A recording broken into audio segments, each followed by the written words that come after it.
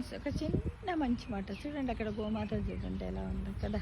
ఏంటిదంటే, రాళ్లతో కట్టబడే ఆలయం కంటే నరాలు రక్తమాంసాలతో కట్టబడి ఉన్న మనిషి శరీరమే నిజమైన ఆలయము అని గుర్తించండి ఫ్రెండ్స్. ఎలా అంటే, రాళ్లతో కట్టబడే ఆలయము కంటే నరాలు రక్తమాంసాలతో కట్టబడి ఉన్న మనిషి శరీరమే నిజమైన ఆలయము అని ఎంతమంది ఇప్పుడు సొసైటీలో దీన్ని గమనిస్తున్నారు ఫ్రెండ్స్? ఎంతమంది చెప్పండి కదా. అవినీతికి ఏర్పడ్డారు. అవినీతి పొరలతో ఉండి అవినీతిగా డబ్బును సంపాదించి పెద్ద పెద్ద ఇండ్లు కడుతున్నారు. కానీ ఆ ఆలయం మనకంత అవసరమా? మనుషుల యొక్క శరీరమే ఎంత బాగుంది అనేది రక్తమాంసాలు రక్తనాళాలతో కట్టబడినటువంటి ఈ ఆలయానికి ఎందుకు ఇంపార్టెన్స్ ఇవ్వడం లేదు మనుషులకు?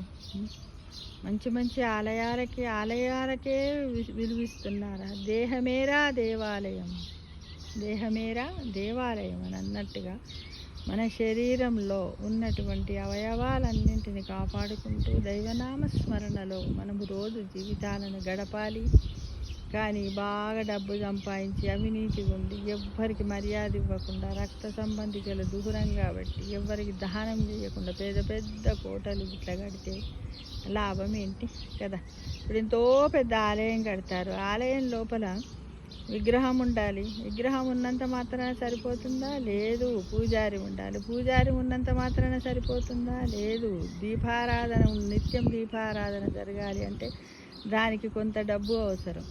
నిజమే, అవి సమకూరినాక కూడా ఆ దేవాలయాన్ని శుభ్రంగా ఉంచాలంటే మనుషుల యొక్క శ్రమ కావాలి. కాబట్టి ప్రతిదానికి ఒకదానికొకటి అవినాభావ సంబంధం ఉంటూనే ఉంది ఫ్రెండ్స్. కాబట్టి మనం ఏంటిది, రాళ్లతో కట్టబడిన దేవాలయమే కాకుండా మన శరీరాన్ని రక్తమాంసాలతో ఏర్పరిచి భగవంతుడు ఏర్పరిచిన ఈ దేవాలయం కూడా చాలా గొప్పదనే విషయాన్ని గ్రహించి అందరూ కూడా ఆ విధంగా బ్రతకడానికి, జీవించడానికి, ఆధ్యాత్మిక చింతనతోటి ధర్మయుక్తంగా బ్రతకడానికి ప్రయత్నిద్దామా మరి?